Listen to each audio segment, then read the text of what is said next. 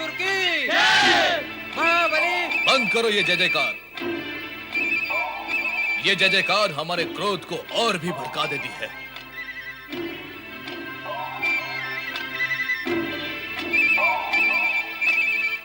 नारी कितनी सुंदर, कोमलांगी, चंचल नैनों वाली, मधुर मुस्कान वाली, इसे तो प्राप्त करना चाहिए। अब मैं जगत की सबसे सुंदर नारी को अपनी महारानी बनाऊंगा और ये जितने भी देवता ऋषि मुनि हैं, इन सबको समाप्त कर दूंगा।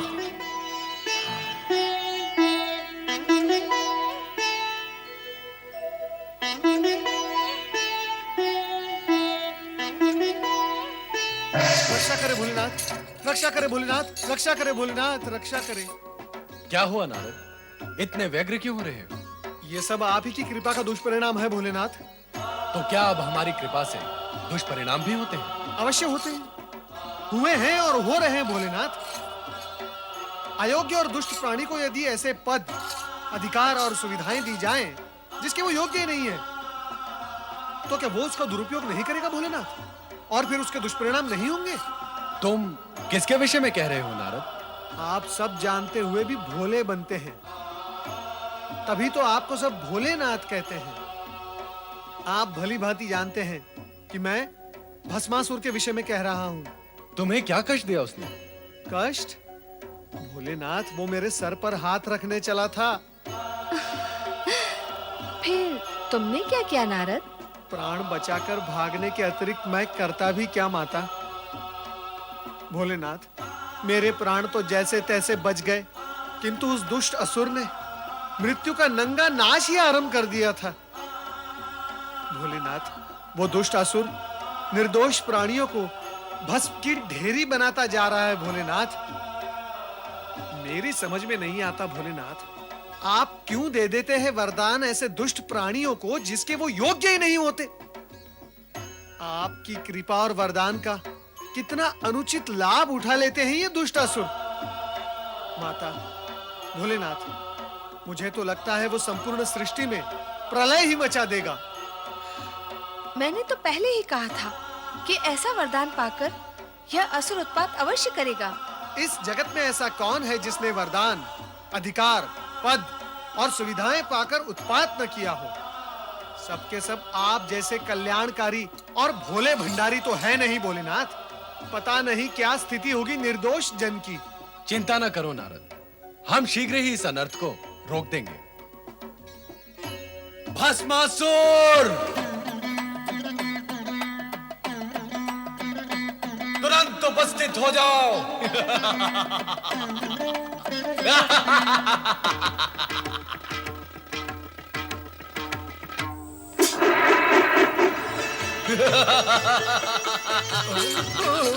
हे शिव शंकर, आपके दिए हुए वरदान का प्रयोग करके अत्यंत सुख की प्राप्ति हो रही है।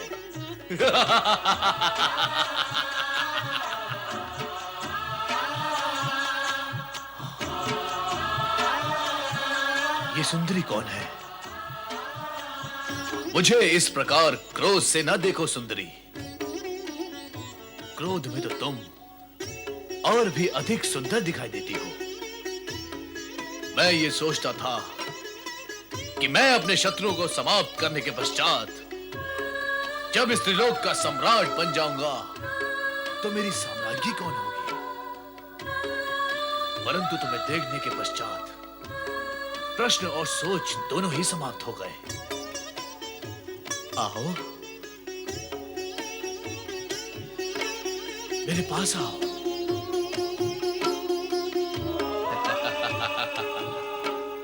मैं इंद्र को भस्म करके तुम्हें स्वर्ग के सिंहासन पे बिठाऊंगा। दुष्ट भस्मासुर, पार्वती हमारी अर्धांगिनी है और तू हमारा सेवक। वो तुम्हारे माता समान है। इन पर कुदृष्टि डालने का परिणाम जानता है। हम तुम्हें इसी समय भस्म कर देंगे। भस्म करने का काम जब तुम करते थे वो युग गया भस्मधारी। अब भस्म करने का कार्य मैं करता हूं। मैं,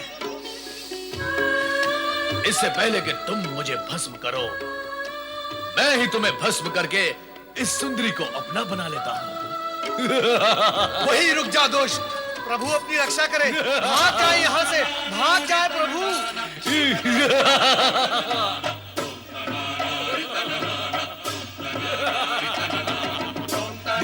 भस्मासुर,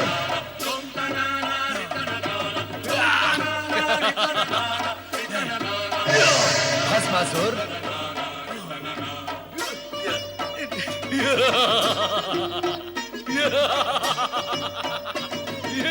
भस्मासुर,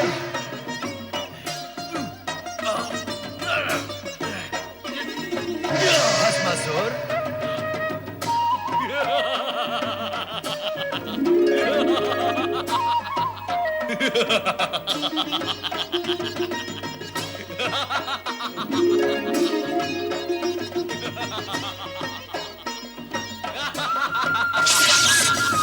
नारायण नारायण। अयोग्य प्राणी को अधिक अधिकार देने का परिणाम सदा दुखदाई होता है।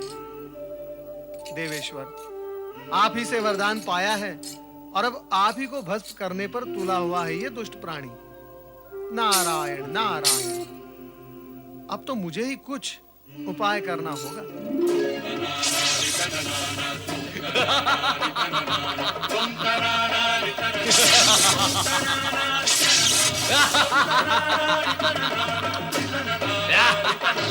रक्षा करें प्रभु, श्री हरि प्रभु हमारी रक्षा करें। नारद, तुम पर क्या संकट आ पड़ा? नारद, आज तुम्हें रक्षा की आवश्यकता कैसे आन पड़ी? तुम तो संपूर्ण जगत की रक्षा की चिंता किया करते हो। माता, चिंता तो आज भी है, किंतु जगत की नहीं, जगत पिता की। अर्थात? श्री हरि, भस्मासुर को वरदान देकर भगवान भोलेनाथ स्वयं संकट में पड़ गए हैं। वो दुष्ट भस्मासुर भगवान भोलेनाथ के सिर पर हाथ रखकर उन्हें भस्म करना चाहता है। पर नारद, ये भी तो शिवलीला ही है। शिवलीला? श्री हरि, ये कैसी शिवलीला है जिससे प्राण संकट में पड़ जाएं? नारद, शिव ऐसी ही लीला करते हैं कि जगत के सारे प्राणी इस सत्य को जान और मान ले कि अयोग्य प्राणी को अधिक अधिकार और वरदान देने से जगत को दुष्परिणाम भोगने पड़ते हैं। किंतु इस समय तो आप उन्हें दुष्परिणाम भोगने से बचाएं। स्वामी, आपने सदा ही शिव पार्वती को संकटों और बाधाओं से उबारा है। आप शीघ्र ही उनकी सहायता करें। वो तो करनी ही होगी।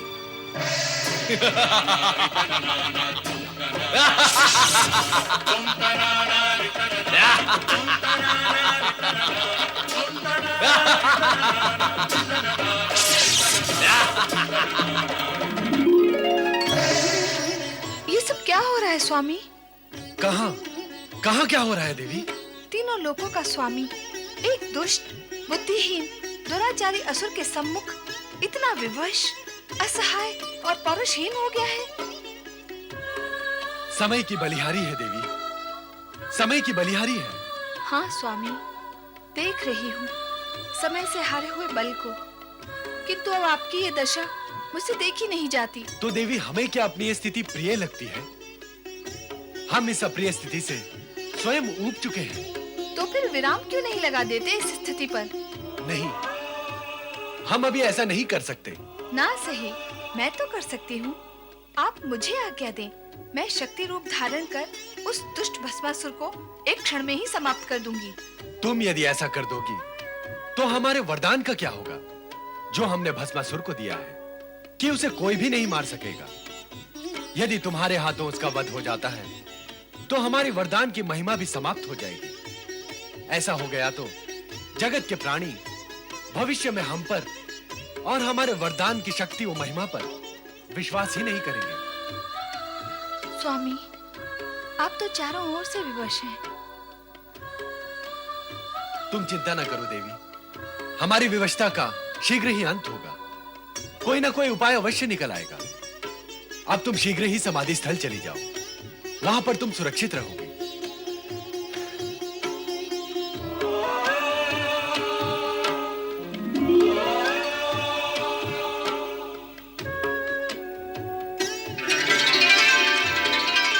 कहाँ है शिव शंकर? कहाँ है महादेव?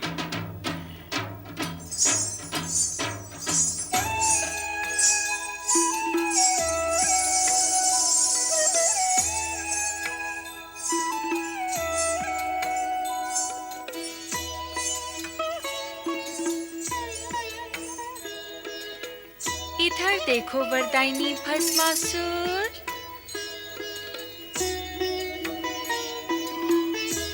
ध्यान से देखो।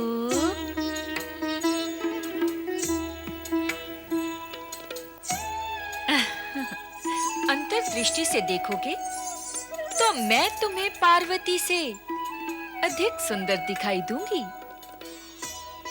मैं त्रिभुवन मोहिनी हूँ।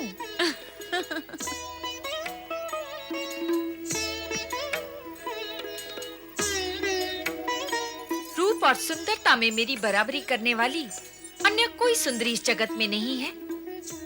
मुझे अपनी महारानी बनाकर जगत का सर्वोत्तम सुख भोगो भस्मासुर।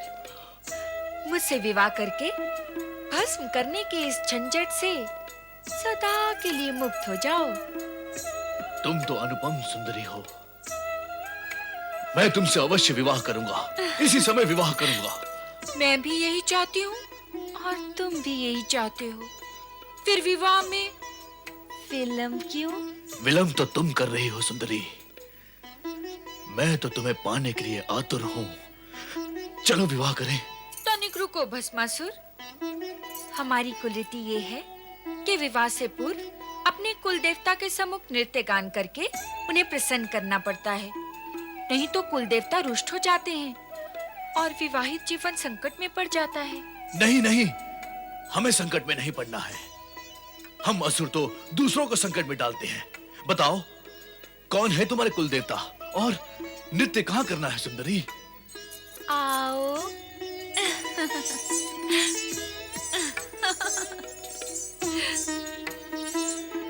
ये वट वृक्ष ही हमारे कुल देवता हैं। तुम मेरे होने वाले पति हो। हमारी कुल रीति के अनुसार कुल देवता को प्रसन्न करने के लिए तुम्हें उसी भांति नृत्य करना होगा जैसे कि मैं करूंगी। बोलो, करोगे ना? अरे तुम कहोगे तो नृत्य क्या, मैं कुकृत्य भी करूंगा। चलो शीघ्र नृत्य आरंभ करते हैं ताकि नृत्य करके हम शीघ्र विवाह कर सके। तो चलो नृत्य गान आरंभ करते हैं। गान? क्या हुआ, रुक क्यों गए? मैं नृत्य तो कर सकता हूँ परंतु गान नहीं गा सकता। क्यों? मेरा कंठ बेसुरा है। यदि मैंने बेसुरा गीत गाया तो मेरे जाति वाले असुर ये समझकर यहाँ पर आ जाएंगे कि मैं उन्हें पुकार रहा हूँ। नहीं, मैं गाना नहीं गा सकता। अभी अभी तो कह रहे थे कि कुकृत्य भी कर सकते हो। कुकृत्य करना तो हमारा कुल धर्म है सुंदरी, परंतु मैं गीत नहीं गा सकता। तो ठीक है, तुम केवल नृत्य करना, किंतु उसी भांति जैसे कि मैं करूं। वैसा ही करूंगा। चलो शीघ्र नृत्य आरंभ करते हैं ताकि हम शीघ्र विवाह कर सकें।